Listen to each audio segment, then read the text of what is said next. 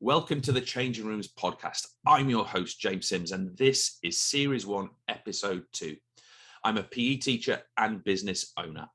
On today's show, we are welcoming Phil Mathe to talk to us about holistic approaches to physical education and beyond. Phil is Director of Co-curricular Provision at Brighton College Al Ain and is the network lead for the British Schools in the Middle East, BSME. Phil has also been a Director of Sport and Head of PE in schools in Cairo and in Nairobi, Kenya.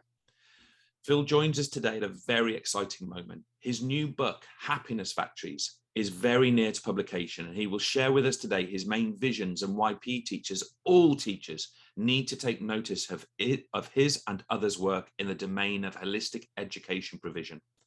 Many of you will have previously listened to episode 1 of the Change Rooms with Lee Sullivan. Lee spoke to me about the concept curriculum, physical literacy, and all things PE. Phil's book and his ideas can be seen as the natural follow-on from Lee's work, a follow-on and further application of the concept curriculum. Phil is also in a unique position to draw on the experience of physical educators around the globe, and I have no doubt he will reference this today. Phil, welcome to the Change Rooms. Thank you very much, James. That was quite an introduction. Well, we aim to please, and look, it's exciting it's often the most nervous thing, representing someone in the best way I can, but I often find out I've got someone's job title wrong, things like that. So probably I did, but no, you got it spot on. So let's start here, Phil. I know you listened to last week's show with Lee Sullivan and his experiences with the concept curriculum. What were your thoughts on the show itself? I thought you did a very good job to start with. I think well done. Congratulations. Nerve-wracking. Yeah, I can imagine, especially being the first one of a new series. It just resonates, doesn't it? And I challenge anybody to listen to someone like Lee and not be inspired by the message and the experience and the research that's gone into that, into the book and into the PE scholar work and Lee himself. I mean, Lee is the PE teacher that I think we should all strive to be like. It was a fantastic way to start the series, and I'm really honoured and pleased to be able to follow on from that. It's a really interesting thing you said there.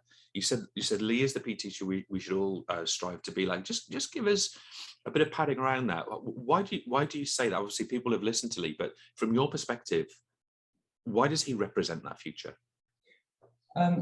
I just think that it doesn't matter what type of PE teacher you are. We all have slightly different views on exactly what PE can be, shouldn't be. We all have those non-negotiables, don't we? But the difference between, I think, really strong, modern, progressive PE teachers and the more traditional version of a PE teacher is that ability to be able to really reflect on what you do, and to be able to look at the bigger picture and also the smaller picture, the bigger picture in terms of what's going on with our subject globally and nationally, but also look at the smaller picture in terms of what's going on at the coalface in your school, which is, at the end of the day, what we're employed to do. I mean, I'm not employed to sit here on webcasts and talk about PE globally.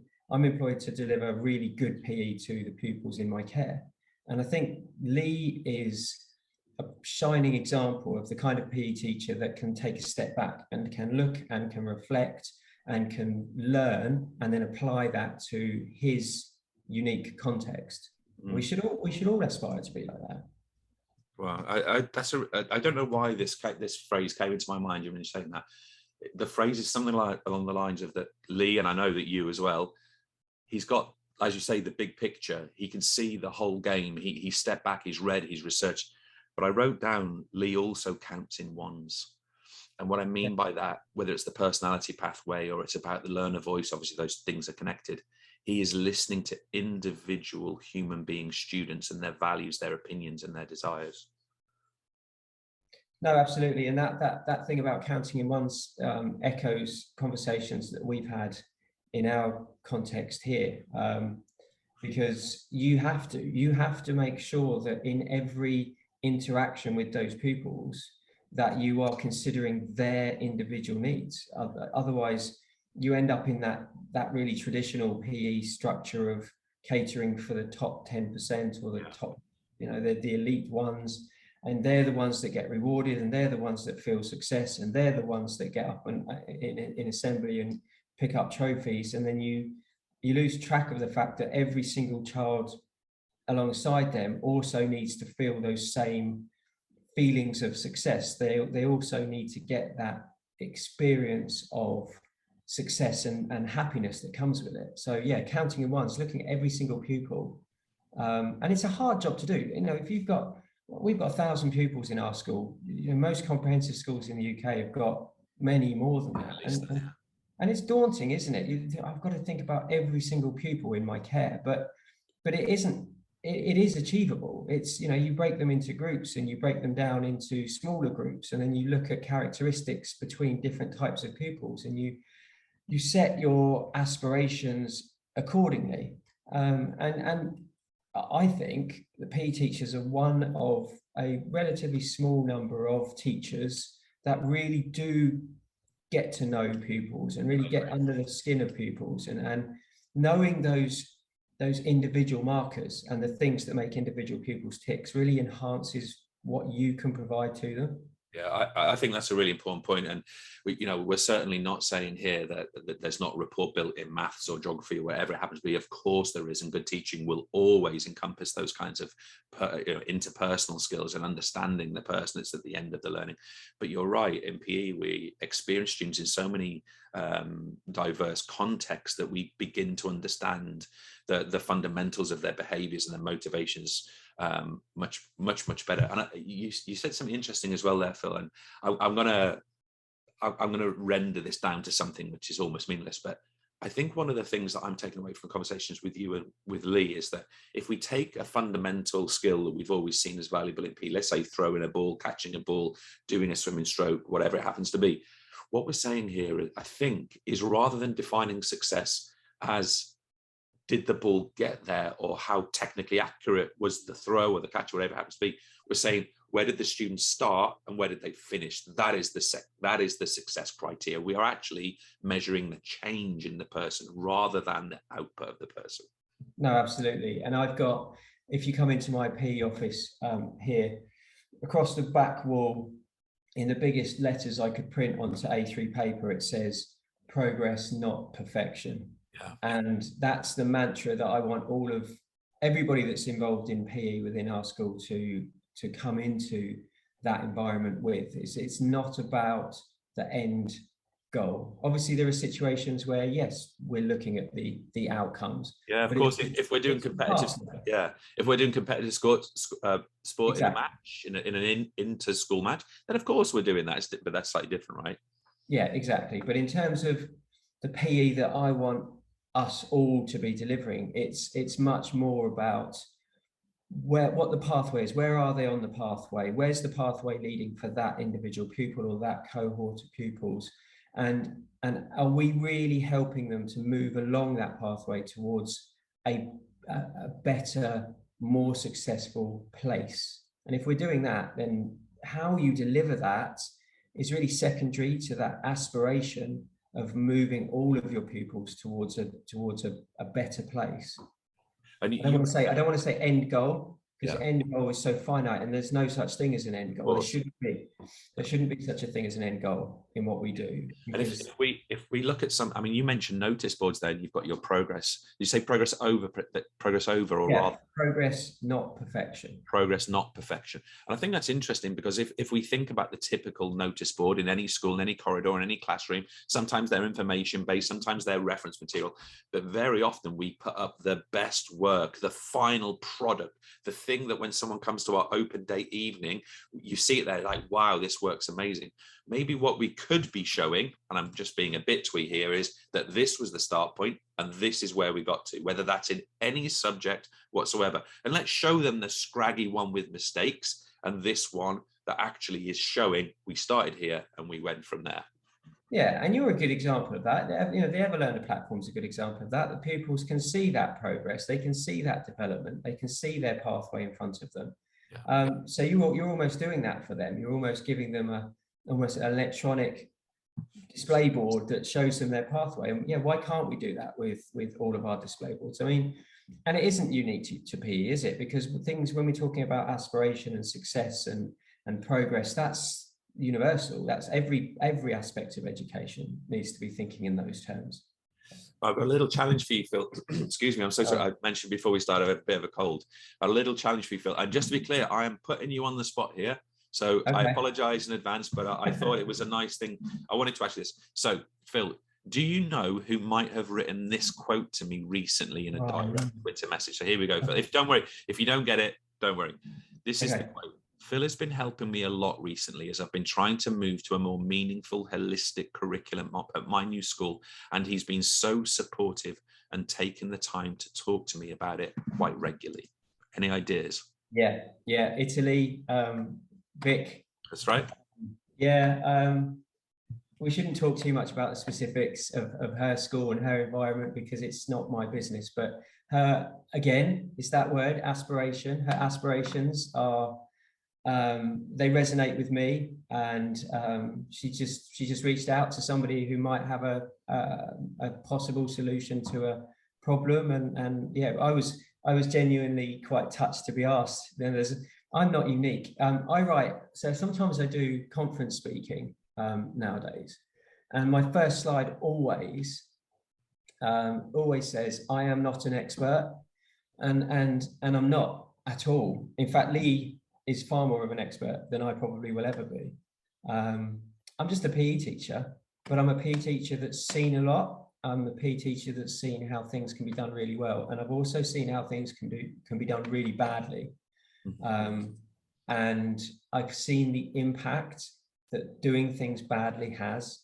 And so it's an honor when people, it's a real privilege, and I'm very humbled when people come and say, well, what do you think about this? But I will always tell them, I can give you my opinion, I can give you my thoughts, but do not take this as gospel, because there are people far more experienced and knowledgeable and research driven than I am, who may tell you something different. But this is what I've seen.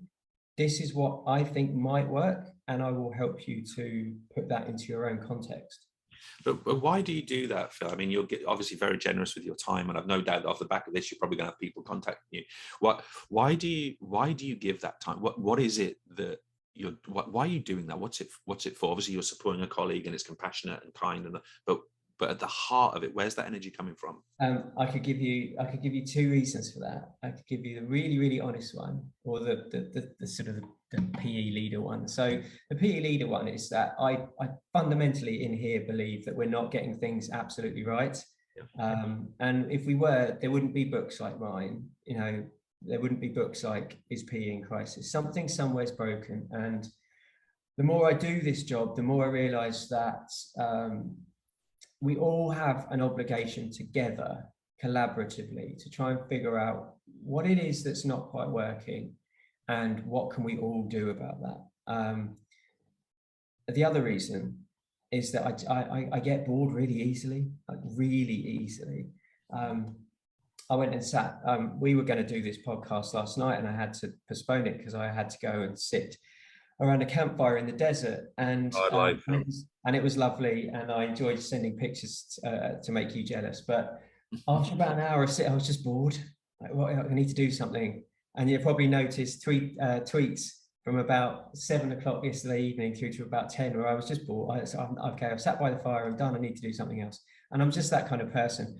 People say to me all the time, where do you find the time to do all this? And I know that people at school are probably thinking, how has he got the time to do this and not all the work he has to do? But the reality is, I just need to be really busy all the time. Yeah, but, I get. Sorry, go ahead. Going back to the serious point, we're so close in PE to doing something really special, and I think that's the thing. Is if we were miles off, if there was no consensus, if we weren't moving towards a consensus, if we were not producing pupils coming out into university that wanted to go on and be lifelong participants, if we weren't producing the next crop of PE teachers, if we weren't producing the next round of Olympians, all these things, then we could almost sit back and say, well, what can we do? There's nothing to do. But we're so close. We are doing so much good. And you only have to look on social media to see the amazing stuff that's going on. the amazing collaboration, the amazing thought process that's happening. And because we're so close, I just feel like I want to be part of getting us over the line. I think that's really well put. You mentioned social media, and there'll be teachers that listen to this, teachers that listen to this, and some of them will be very regular on social spaces. Twitter is a good example. Others will not have time for that. So, but one of the distinctions I would make about the PE social spaces are that PE is almost universally positive in terms of those spaces. Now, I happen to work in other subject areas online as well, and I find it's like a fight almost continuously. And I find a very different feeling around that. There's something in our sector, there's something in our domain that is collaborative in its nature. And I don't want to be twee and say, well, it's because we're all team players. Maybe that has no, but there's some of the ethos there that allows us to wrap around whatever change is necessary, an actual energy and collectiveness that could achieve it.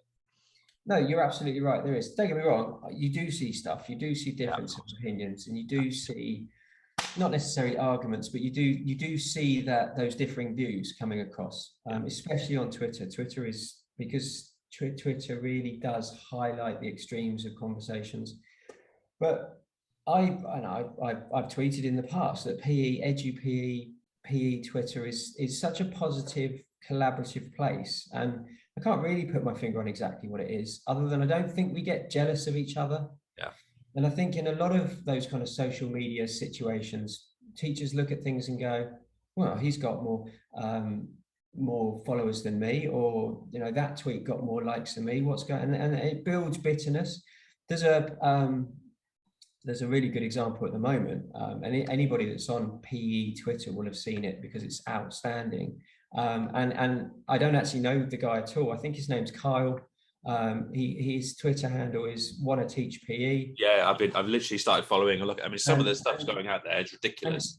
And it's fantastic. And what an amazing job he's doing for our community. Yeah. If that was a different subject, I think there would have been detractors from that. There would have been people commenting about, where are you getting the videos from? How come you're posting pictures of pupils? All these things. Whereas PE has just gone, what a brilliant job you're doing, buddy. Let's all get behind you and let's all celebrate your success.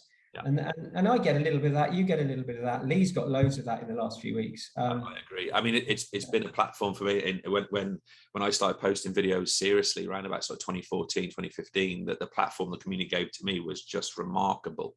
And I feel in PE there's the sort of the ego-driven behavior is far more diluted, or the ego is more in the background somehow, or we're more used to seeing each other teaching, and we're often in the same teaching space, so we see each other screw up all the time, you know, with someone getting it wrong or whatever. Whereas I think in many other subjects, the wall is the separator and divide, and we see the good and bad of what we all are, lesson by lesson by lesson. And I feel that sort of dissolves the ego a little bit, you know. I think you're right, and I also think that there's an element of it to do with the competitive sport side of things. And I don't talk that much about competitive sport because I like to focus on physical literacy and physical activity.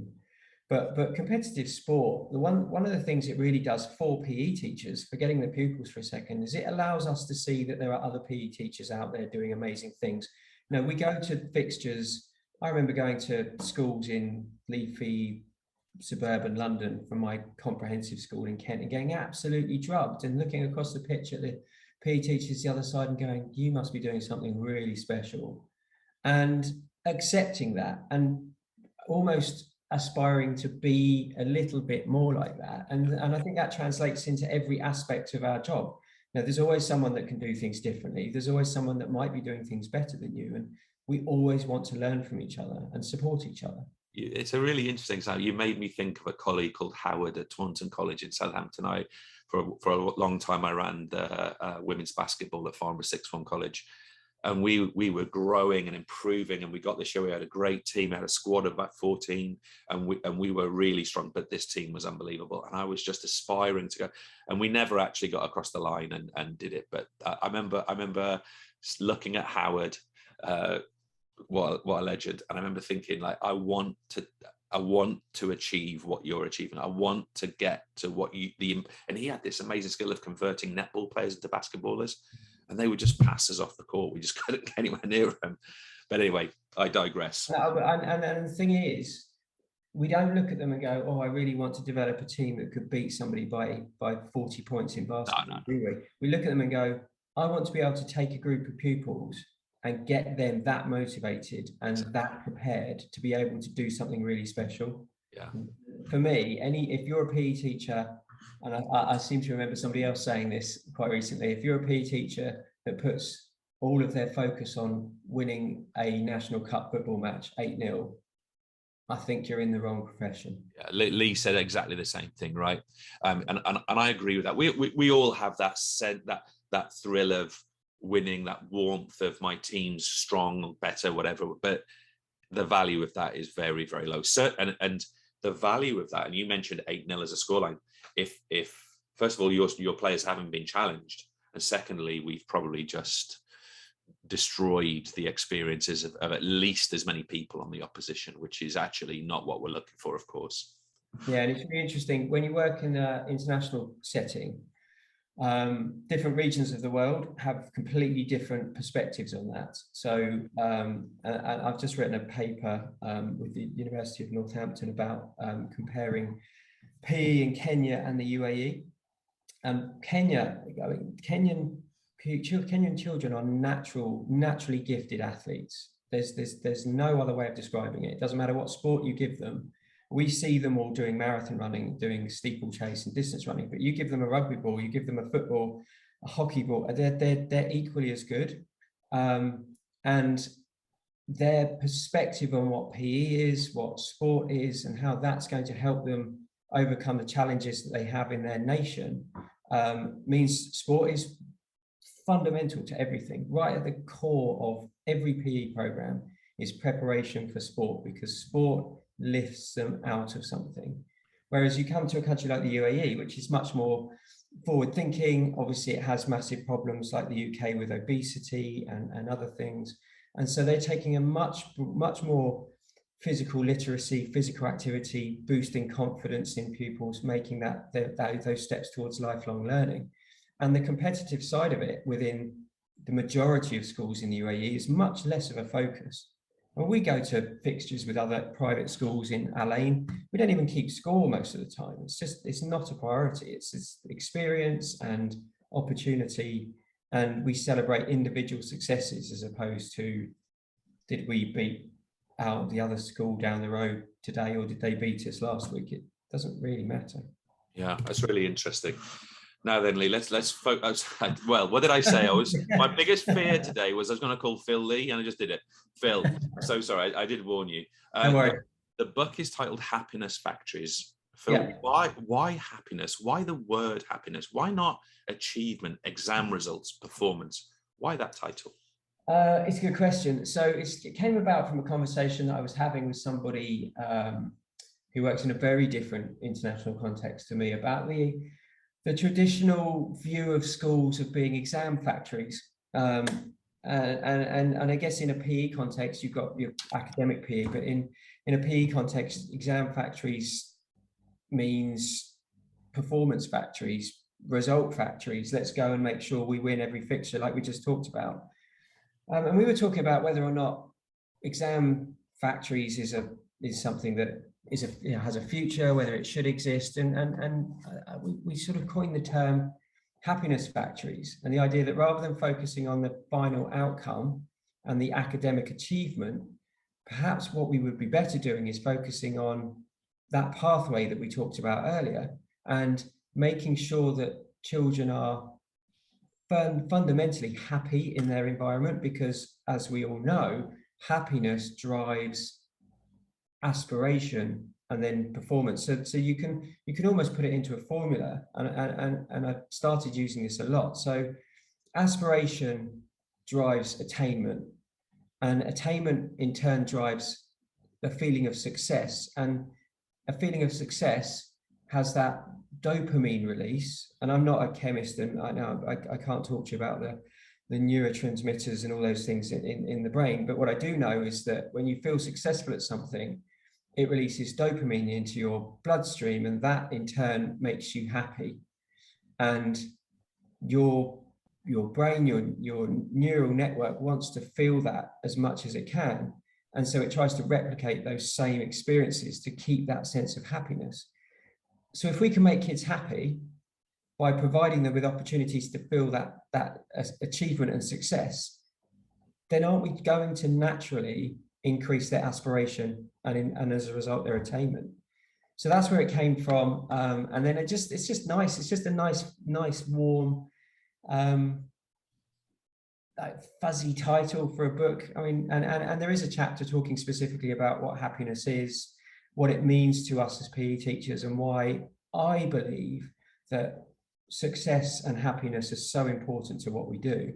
But then it goes on and talks about all sorts of other things. And it's coming together really nicely. And the wonderful thing, I've enjoyed the process of writing, but what I've enjoyed more is the collecting and gathering of other people's reflections.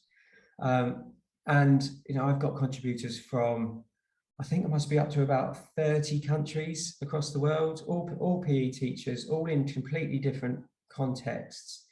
So, giving their reflections on what PE is like where they are, how they're moving towards a more holistic approach to PE, and how that's benefiting their pupils. And it's really heartwarming and reassuring that there's so many different people out there talking about these same things. And it gives you a real perspective of the bigger picture, I think. And that's what I wanted with the book. I wanted it to be a more of a reflection of exactly what's going on in this shrinking world that we all live in, because there's amazing stuff going on, amazing things happening in really obscure parts of the world. So there's a almost like a case study in there about a school. I'm not going to name it. There's a school in a suburb outside of Mumbai.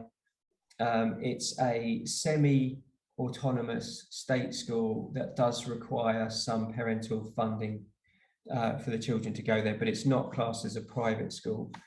In a country where academics is still fundamentally the key to what schools are supposed to provide.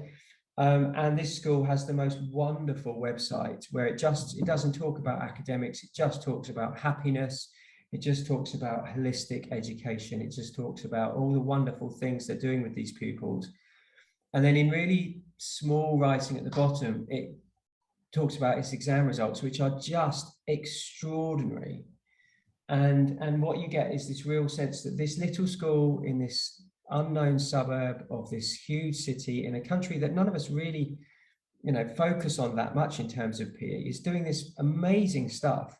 And PE is absolutely at the core of everything that goes on in that school, and physical activity and physical literacy and movement in classrooms and co-curricular provision and experiential learning and outdoor and all these things that we're all talking about, saying, my goodness, we need to be doing this. This tiny school in this relatively poor suburb of Mumbai has absolutely nailed it, and then just goes, yeah, and our exam results are cracking as well. Like, that's something to aspire to. Yeah, that's really interesting. Can I ask on a personal level as well? I mean, for yourself at Brighton College, I'm assuming, Phil, that you've also got the same pressures that many of us feel around exam results as much as you have around your co-curricular directorship. And also, where is that balance for you? Because you are driving and you are pushing on this, let's describe it as the holistic approach, but you're still in the real world. You've still got the outcomes that need to occur. How do those balance out in your mind? Yeah, it's interesting, isn't it? And I never would sit here and go, oh, the pressure's ridiculous, because I remember what the pressure was like back in the UK. I don't have to worry about league tables or Ofsted inspections or accountability for value added data. So I can't sit here and say, that I feel those pressures. I have different pressures. I have pressures of parental expectation. When you're paying an awful lot of money to be in a school, you have a certain expectation that comes with that. And yes, we have inspections, and yes, we have to make sure that our kids get good value add, but it's not the same. We have I don't want to say more relaxed, because it's not, because anybody that goes internationally for a career break or goes internationally for a reduction in pressure is going to have a rude awakening. And all of my international colleagues would want me and expect me to say, It's not an easy ride whatsoever, but I do feel I have more freedom.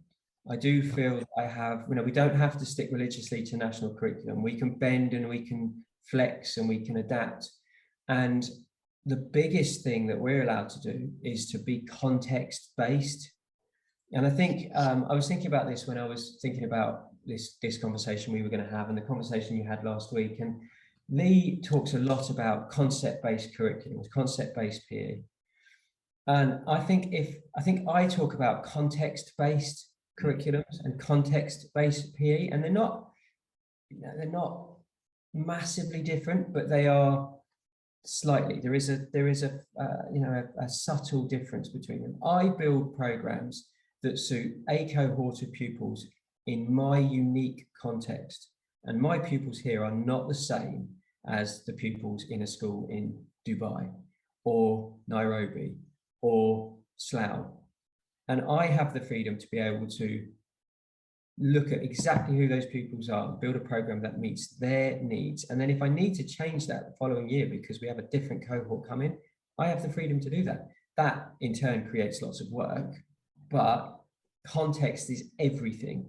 And I think the more I talk to people internationally and in the UK about PE, the more I'm saying to them, concept-based PE is absolutely the right way to go, but context-based PE is possibly more important, because if you can understand the context in which you're building something, then the thing that you build will be absolutely what those pupils need at that moment.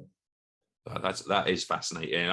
And that you're right, the differences could be very subtle from context to concept, and of course there's going to be massive overlap. And it also made me think there, Phil, that one of the challenges and one of the roles we need to take on as PE colleagues, as heads of PE, directors for sport, for example, is we're going to need to manage in both directions. We're going to need to manage our curricula, our team, our students, but we're also going to need to manage the expectations of the leadership, and we're going to need to bring that on board as well, because we all know this. I've often thought that middle management is, I'm a footballer at heart, and I've always felt it's like defending a corner. You've got to be able to see the ball, you've got to be able to see your the one you're picking up, and you've got to have that open stance so that you're in that position to see both, and then you're in a position to judge, do I attack the ball, do I, whatever it happens to be, So I think that's important. That two-way management is going to be crucial here. Yeah, it is. You're right. And, anybody that's been a middle leader in a school, whether they've progressed on or whether they've stayed at it or whether they've decided it wasn't for them, will tell you it's the engine room, isn't it? It's the driving, beating heart of the school. And it's a lonely place sometimes, even though you've got colleague middle leaders around you. Sometimes you feel quite alone, especially if you're trying to do something slightly different. You put your head above the parapet and sort of expect to get shot at. But I absolutely love it. I love being a PE teacher, and I would never want to give that up. But I absolutely love sitting in the engine room of something and looking at the motivation of people around you when you say something that resonates with them, and they go, yeah, I agree with that. And I'm very lucky at the moment. I've got an amazing group of PE teachers around me, and the department would function just as well without me, to be honest. They're a fantastic group, but that's a sign that I hope they listen to this, and I hope they hear that, because sometimes I wonder whether they know how much I appreciate them. But the moments that we have conversations in the department office, and I say something like the things that we're talking about, which can sometimes be a bit, off the wall or a bit kind of not relevant to anything that's actually going on. I'll come out with some visionary statement, and then I can see the processing, and then one of them will turn and go, yeah, let's do that. Yeah, that fits. Let's go with that. And that for me justifies all the stress, all the pain that you feel from senior leaders who have other pressures on them and need you to do certain things in a certain way, or can't understand why you would want to move to this particular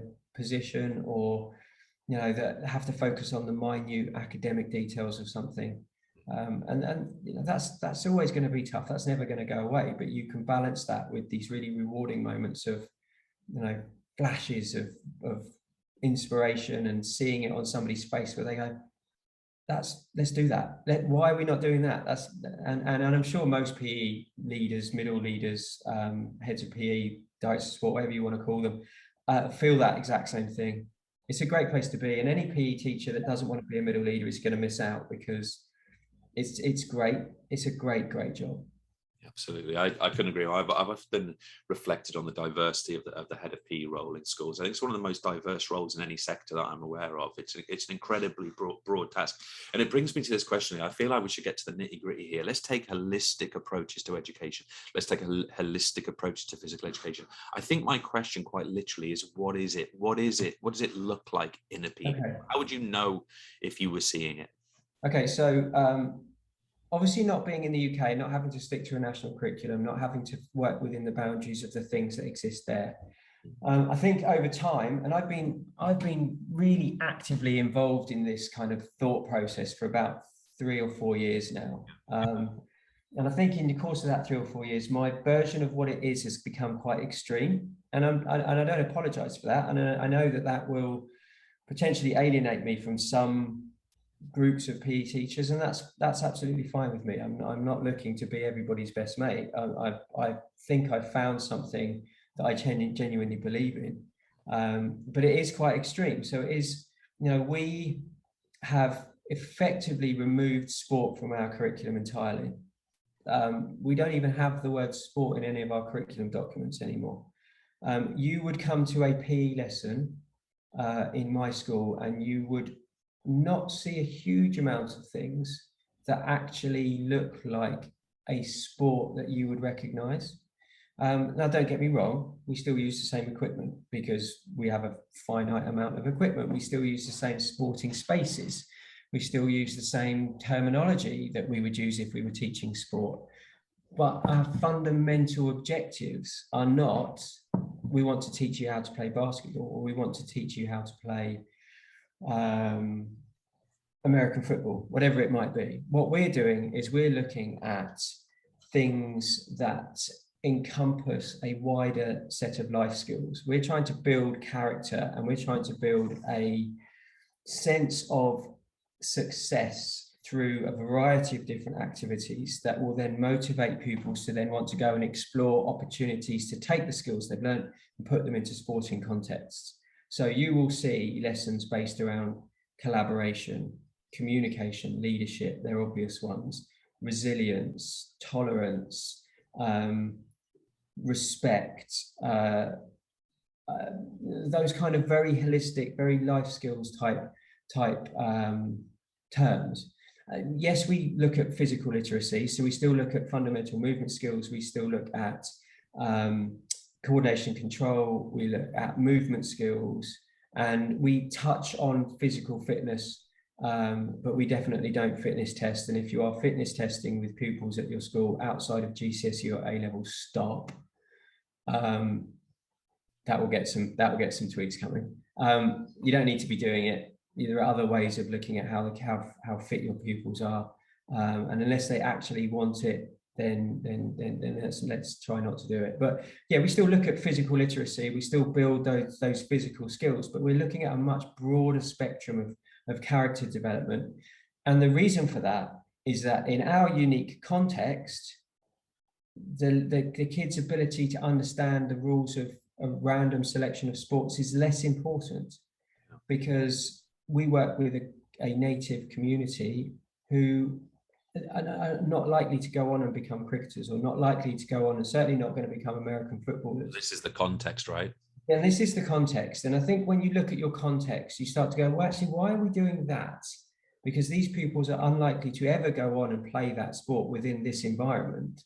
The kids at our school, that they ride camels and they fly falcons and they play football, because everybody globally plays football now, or they do triathlon, or they go adventure racing. There's all these things that are really huge in this country now that are not necessarily what we as PE teachers that were trained in the UK see as sporting.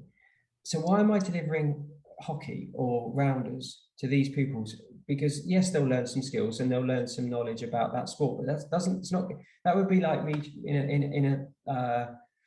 in a maths lesson teaching them about, oh, now I've put myself on the spot, I can't think of some very complex maths thing that realistically they're probably never going to use again.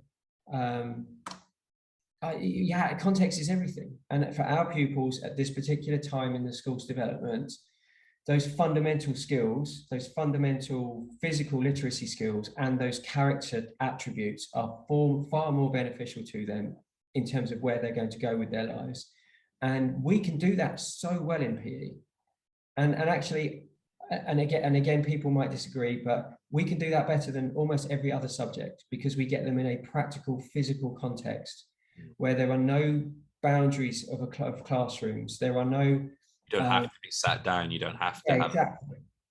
So, and it is extreme. It is extreme. And we counter it a little bit by also having... We're in the lucky position that we can have a games curriculum as well. So we counter it a bit because there's always going to be groups of pupils that are going to want to have the opportunity to play basketball and football and volleyball and handball and all the things that we do. And not every school can do that, and I completely understand that, but again, context is everything. But the PE curriculum is not a sports curriculum in any shape or form anymore. And you'll see, we gamify stuff. We play Call of Duty on the playground with dodgeballs and bits of gymnastics equipment. We played Mario Kart in lessons. Recently we played the obvious things, frisbee golf, those kind of things that are not linked to any particular sport at all, but we can identify a particular attribute through that we then assess on, report on, track along a pathway. And it's exciting, it's different, it's completely unique. No one else is doing our curriculum, it doesn't exist. My head of junior school PE keeps saying to me, once this is finished and once we've proven this works, can we publish it? And I have to keep tempering it and say, well, hang on, we've really got to make sure this works first. We can't go publishing something that doesn't. But it is totally unique. It's based on things from Tom Brush, who's a bit of a... Tom in Birmingham, isn't he? Yeah, and Tom's a bit of a guru for me. And I'm forever trying to follow Tom on Twitter, and he never follows me back. So if you're listening, Tom, if you're listening, Tom, I know it. But no, it's based around the Me and PE model. But then we've stepped away from that. We've created our own version of it. We've adapted it to suit our particular pupils at the moment, and it appears to be working really well. We're getting really fantastic results. Our extracurricular provision has not suffered as a result. We're not getting kids come to us and saying, "Why are we not playing football, sir?" Because they're enjoying what they're doing and they're learning from what they're doing, and it will evolve as it goes along. Do you know yet how it's translating into your sort of senior school PE and your qualification-based PE? Have you seen has there been any impact there? Yeah, so it's an interesting one. So our year 9 acts as a bridging year for that. So we've introduced more GCSE PE concept in at that stage, still quite holistic in its approach, but when we're talking about FMS, when we're talking about movement skills, we're starting to apply that to the kind of concepts that they may be exposed to if they take GCSE PE, and that's a nice natural bridge. We talked about going down the route of just delivering GCSE short course in year 9. I know lots of people do it really successfully. We decided that was almost too much, and we didn't want to lose year 9 as a part of our holistic approach. But you introduce it slowly, and then into Key Stage 4, what you find in core PE is that the pupils are now much more willing to try different things. So whereas before, we have an options-based approach to Key Stage 4 here. So we'll give them 2 or 3 options, we'll let them choose, and then we'll deliver the scheme of work that applies to that particular activity. And what you find is historically, they would all want to do football. The odd one absolutely hated football and wanted to do something else, but then would be shouted down by the ones that wanted to do football, and it all became slightly unpleasant to and fro between us and trying to persuade them to do something else, and then wanting to do football, and the poor children that don't want to do football feeling like I've been completely forgotten about, which is a huge thing, a huge problem for me in PE. And what we've got now is people's coming and saying, well, can we do diamond cricket? or can we do flag football, because we've done that and we really enjoy that and we'd like to do some more of that. And yes, it becomes more about games-based, games for understanding and all of those things at that stage, because I feel like we owe it to them, with the pressures of exams and the pressures of GCSEs and A-levels. We owe them a bit more freedom and a bit more opportunity to just play and enjoy and laugh and have fun and succeed and be happy. So, but it has had a definite impact on the choices the pupils make. And we're quite big into our pupil voice here. So if the pupils say something, we listen. If the pupils want something, we give it to them, or as much as we can anyway. And you find that shining through in Key Stage 4 and Key Stage 5 as a result, I think, of what we've done in Key Stage 3, 2 and 1. So this is a whole school thing. So again, my context is different. We're a whole school. We start at FS1 and we go through to year 13, and the whole program is aligned. So, there are end points and start points to every year. We have a curriculum map that goes right the way through. We don't have to worry about transition into secondary school. It's just a natural flow right the way through. Yeah, and I want to ask you, you mentioned earlier as well, there, Phil, you mentioned that yours is quite an extreme version. And I want to talk about the feedback that you actually get, or that you perceive that you might get in the future, both the praise and the criticism. I've no doubt that your speaking and your writing are going to receive a lot of praise, but how do you feel about the possibility that some people might perceive threat to what they do already? Some people might disagree with you. How are you approaching it, and how do you perceive that as the book sort of strikes and hits? Yeah, in simple terms, I'm quite thick-skinned, and I'm a grumpy old man a lot of the time, and people can disagree with me, and that's fine. People disagree with me all the time on stuff, both within my work context and my wife and my family, who say that we should probably move home because they want to see their grandkids and all those kind of things. It's a natural part of life. People don't always agree on everything. It'd be a really boring place if they did. I believe in what we're doing, and I believe I can justify it, and I can show people why this is a good way to do things. But I also absolutely understand that there are millions of different contexts within schools across the world, and every single one needs to provide the right thing for that particular environment.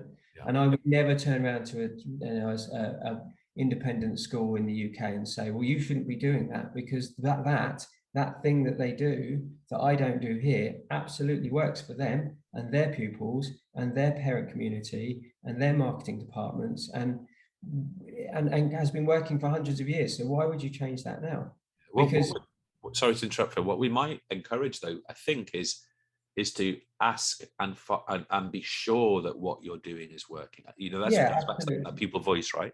Yeah, absolutely, and that's what I was going to say. So sorry, I stole you. No, because you're right, and those are the kind of thought processes that every PE department should have. Is that we do all this amazing stuff with competitive sport and preparation for sport and preparation for physical activity and fundamental movement skills and fitness testing and getting the kids to lift weights in gyms at 12 years old, or whatever it might be that particular school does. But what we need to be able to do is to stop and say, okay, well, is this meeting the needs of every single one of these pupils?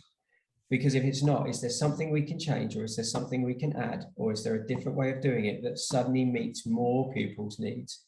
And if we can change 4 or 5 things throughout an entire program of study based on that thinking around, does it meet the needs of everybody? Then all of a sudden you've got a program that does everything you want it to do, but also meets the needs of all the pupils for which the original program didn't fit precisely.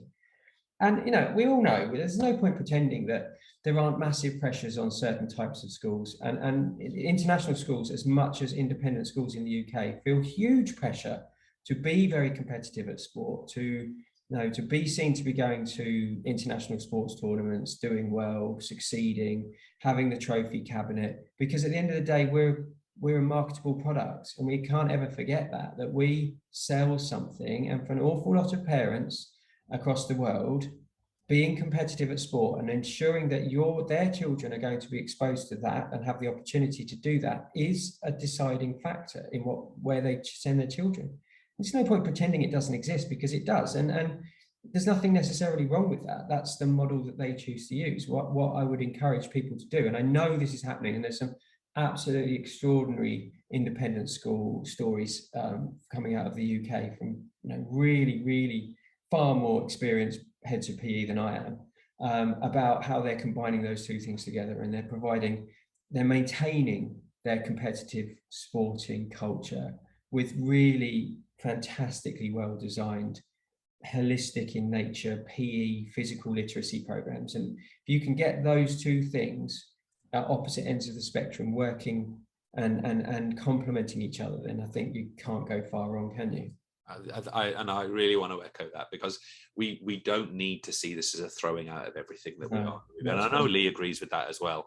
And we absolutely should preserve for the right people that competitive, and that's where the under the skin research is important and what have you. And Lee writes about that a lot.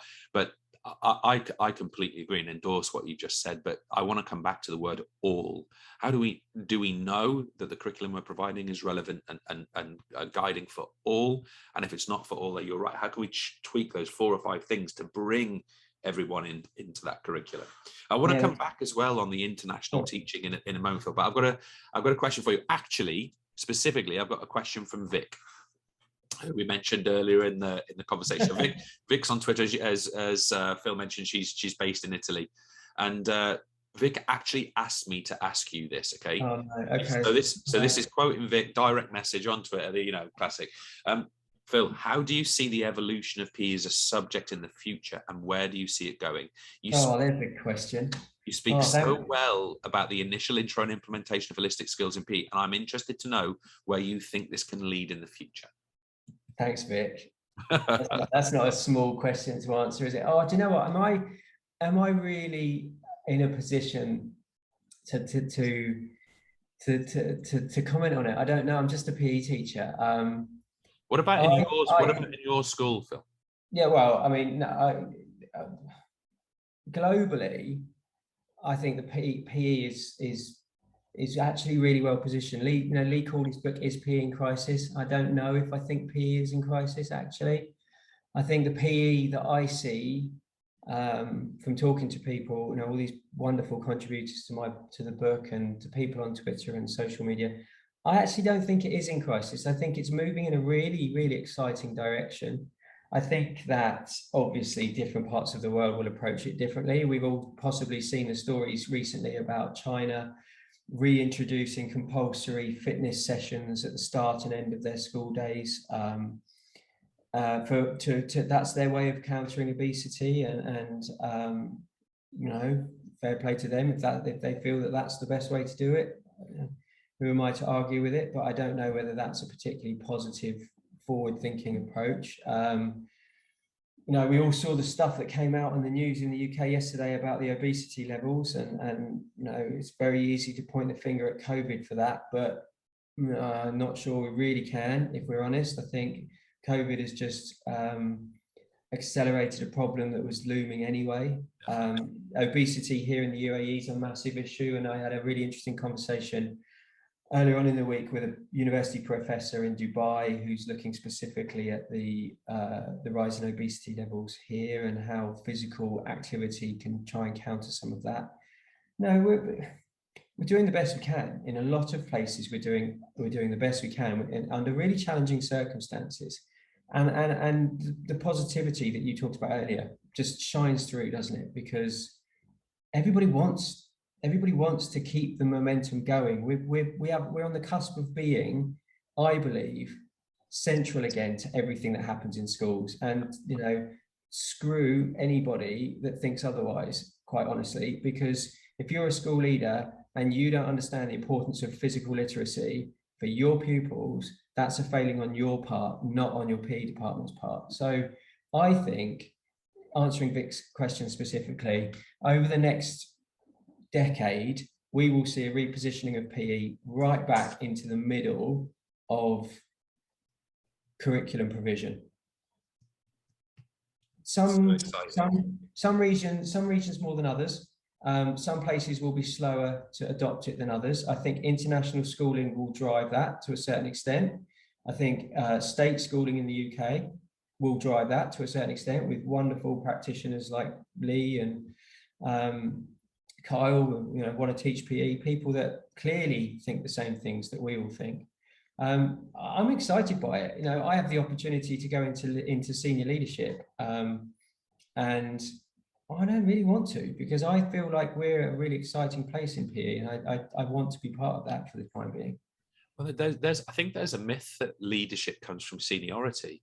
We call it a senior leader, almost like these things are interchangeable. I really don't believe that. I think that leadership can come from absolutely anywhere, and that includes the students and the pupil voice and the learner voice. Both yourself and Lee have talked about that extensively. So I think leadership comes from all levels from an organization. If I don't find in our organization, if I don't see, I mean, we don't work a lot with hierarchies here, but if I don't find our newest, most recent, lowest paid, whatever, colleague in our team leading, I ask them why. You know, what's holding you back? What are the barriers? And I believe that. I also want to mention the obesity point, because I don't know if this is a fair thing to say or not. There's something that continuously confuses me about this conversation. So often we'll think about obesity and it's rising, and of course you mentioned COVID as a catalyst for that as well.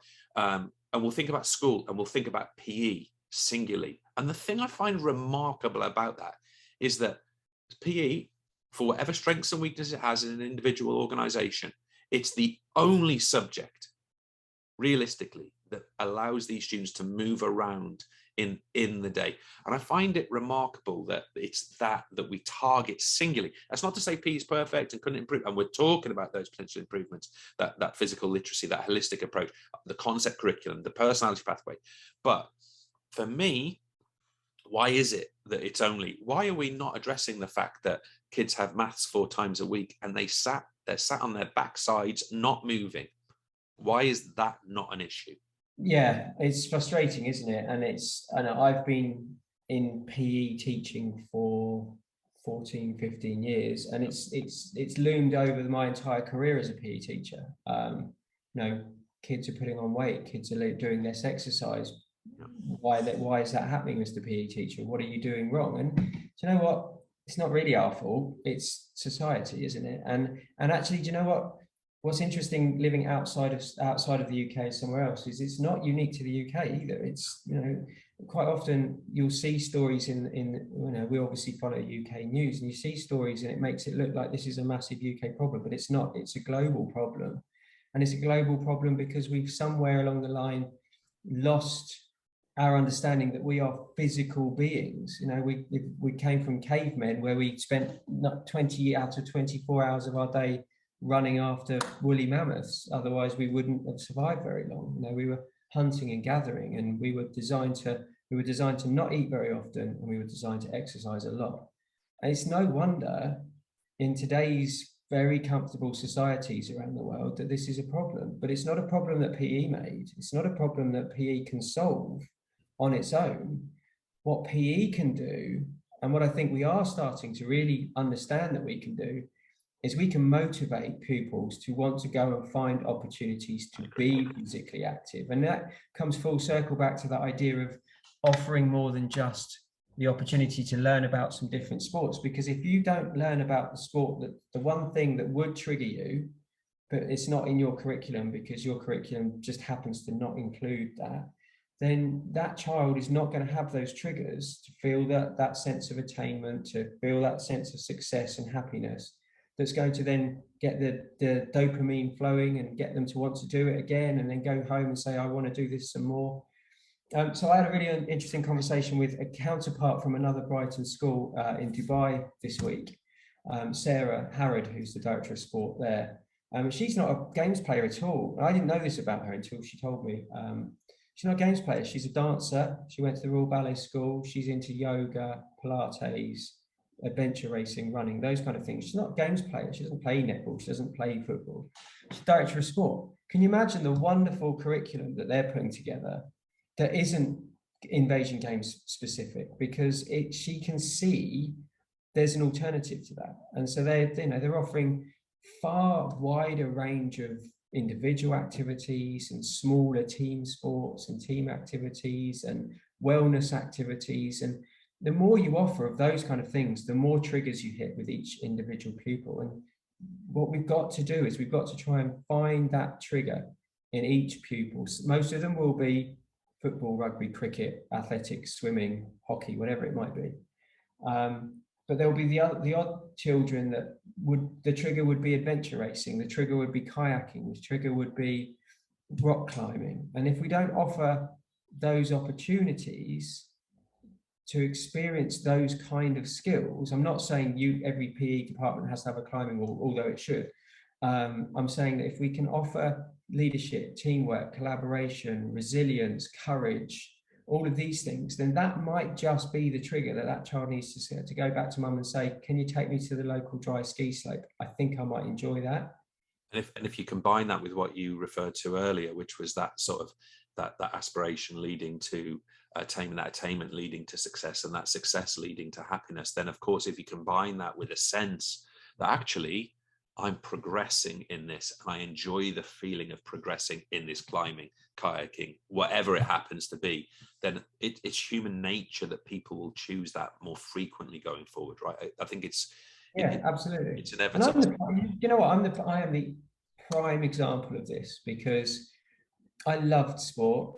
I absolutely love it. I still do. I will watch anything. If you call it a sport, and I will watch it. And it drives Emma and the kids mad when I put Formula One on or golf or something like that. I just love it. It's just, it means a lot to me. But I was never the best sports person. I'm 5'6" and played rugby. You know how that ends. That's never going to end well. I was decent and I was committed and I put in a lot of effort, but I was never going to make a professional sports person. The thing that made me want to be a PE teacher was that I just loved the feeling of getting things right and getting, and learning about something, learning something about myself, learning that I can do something that I couldn't do before. And I'm sure looking back, it was all to do with that chemical release, I keep saying dopamine flying around inside my head going, this is great. Look how you feel. Let's do some more of this. And I just want to give that to as many children as possible. They don't have to be the next Usain Bolt. They can be the next Phil Mathe. They can just love sport and love PE and love getting out and ruining your knees running on pavements, whatever it might be. Just give them that opportunity to get that rush from somewhere. And then I think you'll start to see PE moving this obesity problem in the right direction. It's not going to solve it, but it's solvable if we start to encourage these children to understand just how fun doing physical activity can be.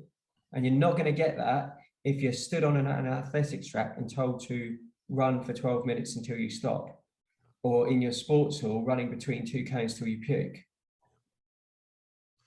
Cooper and multi-stage, hey? I've got two more questions for you, Phil. And first of all, I need to apologise for you because I've just realised, I've just heard from you, it's Mathe and not Math, so I've screwed that up. It's fine. I don't notice. I'm making progress though, so there you go. I'll just call you James Simons from now on. It's fine. You can do that. Now, Phil, I'm going to ask you a tough question here. So I'm going to read this one very, very specifically. I want you to imagine the head of PE listen to this. Maybe that person we're a few months down the line. They've read Lee's book. They've read yours. They've looked at Doda Meyer's work. They've looked at the under the skin research, and they're worrying about the level of change being discussed. She's worried about whether this is the right thing to do and even where to start. What would you say to her? Reach out. That's the first thing. Not necessarily to me, but to other heads of PE in other contexts other than your own. You're not on your own. Like I said earlier, middle leadership in PE can sometimes feel like quite a lonely place, but you're not. You're not on your own at all. And actually, you're not even on your own within your own school, because you've got a head of performing arts or a head of drama, a head of music. They go through the same things in a different subject area, but they have the same pressures, the same thought processes. So even in your own school, you're not alone completely. So reach out and talk to people. Lee's really into his research-based knowledge, and I read research when I need to, but I'm not really driven by the research as much as other people. But it is out there, and if you need to prove that this is a good approach, you can find the research out there to do that. The biggest thing that I would say is you don't have to bite the whole thing off in one chunk. I think small changes, little fundamental things that you do slightly differently can make a huge impact. Marginal gains, that's where I was trying to get to in my head then. We all know about marginal gains in PE and sports since 2012, don't we? And it's absolutely right, and it's true in our subject areas as well. Small changes can make big differences. You don't have to throw everything out. In fact, I would encourage you not to throw everything out. We were in a lovely position that we got to the point here where we were just about to start revising our curriculum, and then COVID hit and we all sat at home for 2 years. And so in amongst our online learning, we were able to basically start again. But not everybody is in that position, and not everybody would want to be in that position, because a lot of what you do out there is amazing. And believe me, I see enough of it to know that if you're a head of PE listening to this, the chances are what you're doing is proper good. And so you don't need to throw it all away, but just reflect on, is this program meeting the needs of this pupil? And pick a pupil, and draw a stick man, put his name above, his or her name above it, and then draw the characteristics that you think make that pupil who they are, and then put that against your PE curriculum and say, does this PE curriculum help this child develop their characteristics, their attributes, their feelings, and their level of happiness? And if it does, brilliant, move on to the next pupil. If it doesn't, what can you change that will do? If we could all just make those little changes, all of a sudden we go from, there was a conversation on Twitter the other day about bottom 20%. How do you cope with your bottom 20%? You shouldn't be a bottom 20%, because every pupil should be looked at individually. And if you can start to do that, then all of a sudden we're engaging pupils and giving them opportunities for success on an individual level rather than as a whole collective. I would like to wrap that answer up, Phil, and I'd like to wrap that answer up. And I think that in a nutshell is the perfect guidance for people to start considering the next step. I think it's we can wrap it further with learner voice, we can wrap it further with the research that you mentioned, but that in a nutshell is absolutely pivotal, I think, for people at this particular moment in time. And I want to bring it back as well to the fact that we're not just looking at we're not looking at a threat here. We're looking at an opportunity, and it's so important to reframe, to realize that change is not just a loss, or very rarely a loss. Change is an opportunity to transform, to improve, to grow. And I think you just summarized that beautifully, Phil. So thank you for that. That's right. I think we're probably going to start to wrap up, but one thing that really motivates me and makes me feel like we're moving in the right direction is that I spoke to a university lecturer, an initial teacher trainer, last week, and asked him to talk to his students, his third year students, about where do you see PE going? Now, you're not even a PE teacher yet. Where do you see this going? What's the PE that you're going to deliver?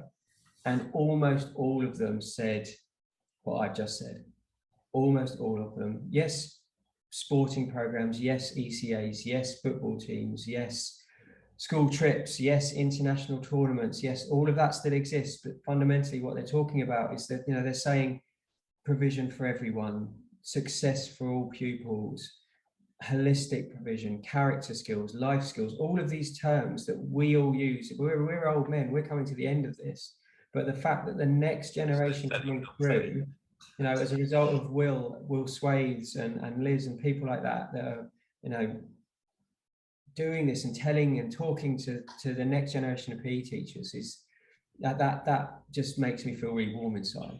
People like Vic, just brilliant people that are doing brilliant work and challenging the status quo. Just get out there and challenge. And if you don't need to change anything, don't change it, but at least think about it. I've had almost the exact echoing or mirroring experience. I was at Southampton University relatively recently in the last few weeks. I was talking to some PGC students, and I was asking them about how they answered almost identically to what you just described. They then put the question back on me, and this was before I'd really started speaking to yourself, speaking to Lee, reading around this. And for some reason, I said physical education and physical activity at the heart and center point of every single school, and not a sort of dislocated, aloof subject which is bolted on in the addition. And now I feel I'm understanding that much better. But I want to finish here, Phil, right? And this one's you and this one's me. Okay, so and I know you did teaching in the UK as well, but this is James, Wantage, Oxfordshire. This one here is Phil, Nairobi, Kenya. I then went to Starport in Worcestershire. You went, correct me if I'm wrong, but you went to Cairo at that point, in Egypt. I went to Farnborough, then Frimley and Camberley. You then went on to Al Ain in the UAE. I mean, what's it actually like to be there's my PE teacher journey. What's it like to be this international one? James, don't worry, I still go to Camberley 2 or 3 times a year. So, for those of you that don't know, James and I come from exactly the same part of the country. What's it like to be an international teacher? It's the best job in the world. Being an international PE teacher, I can't talk for other subjects. Being an international PE teacher is the golden ticket. And I say to anybody that ever asks me anything about international teaching, and especially PE, do it. Do it at least once, even if it's only for a short period of time, even if it's only some kind of career break and an internship. You know, Scotland, Ireland, they all offer almost like career breaks. Unfortunately, England aren't quite as forward thinking in terms of, but even if it's only for a short period of time, do it. The experience, the things you learn about yourself, the realization of culture different to your own just opens your eyes, and it's made me who I am. I would not have been sitting here having these conversations with you had I taught in a UK school for the last decade, because I would have been too bogged down. I would have been too bogged down in you know, assessment sheets and league tables and driving buses to fixtures in the dark and wearing 5 layers of clothing because it's pouring with rain or snowing. Just release yourself from all of that for a short period of time, maybe a long period of time, and go and experience what our subject is elsewhere in the world, because I tell you, it's brilliant. Wonderfully said, and you got me all fired up now. I can't say who this is because I once got an offer, and it was when our kids were very little, and I was so close to accepting it, and I didn't. And in some ways, I'm glad I didn't do that, because then it led to, I don't know whether I would have ended up doing what I'm doing now or not. Obviously, it could have been different, but it's an itch for me. I also lived in Germany for a little while and taught in Germany for a little while as well. And I feel like I failed there. So I've got this like feeling of I want to do it. Every time I go to Spain, we'll spend time with Martha's family and friends. I'm all the time, Martha's got some friends who are teachers, and I'm all the time saying, let me come in, let me teach us. I want to experience this. And I'm not teaching in English in that environment, I'm teaching in Spanish and Catalan. And that for me is, that's something I personally want to achieve. And I've even thought about being a science teacher as well as a PE teacher in those subjects. So it's something, I've got this itch that I can't sort of get rid of without having done that. And Phil, when can, I know you can't be exact, but when can we expect this book? Because I want to read the thing. Hopefully, early 2022. So just after the new year. It's coming together really nicely. It's 99% done, but then I get another amazing contribution from somebody, and I think, the world needs to hear this voice. You know, the world needs to hear from this person. So I then have to try and put that in and put it into context and try and rebuild sections. But yeah, it's a different book. It's a different book to his PE in Crisis. It's I think it's more of a journey. It's my story of my journey to where I am now. And it's got research in it where it needs it, and it's got you know, stats and figures and stuff in it where it needs it. But it's much more. It's not necessarily opinion based, but it's the story of my journey through this crazy subject that we teach, and lots of other people's stories as well. And it just paints I think it paints a really lovely picture of where we are, where we're going, how many people are on board with that, and just how exciting it actually is going to be. That's fantastic. And I really wish you would look at it. You've got one customer for sure, because I'm definitely reading it. And I want to stress at this point as well, and I want to stress this publicly, that I feel deeply grateful and privileged for the conversations I've had this week and last week with Phil and with Lee. And I feel like my understanding of my subject has dramatically increased. I've always seen myself primarily as a qualification PE teacher. It's what I love and I enjoy. But the other, but I've spent thousands of hours as a core PE teacher, and I feel I understand myself so much better having had these conversations. And I can see in my own past, in my own experiences, times where I knew it had gone well, but I wasn't sure why. And times where I knew it had gone badly and I wasn't sure why. And now I feel I'm understanding both of those experiences much, much better, having had this conversation with you guys.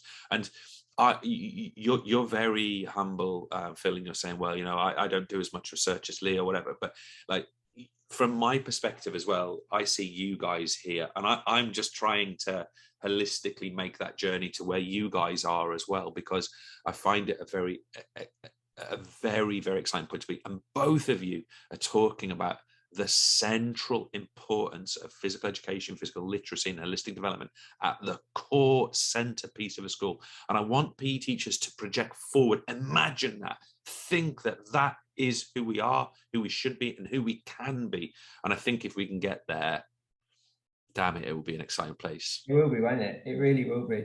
And James, I don't know if anyone else will do this, and I'm going to say this on behalf of the entire PE community, but thank you for all the work that you've done for all of us over the last couple of years with the EverLearner, especially the stuff you did during COVID, supporting schools. I know there'll be a lot of heads of PE like me out there that are genuinely really grateful to you. So good job, fella.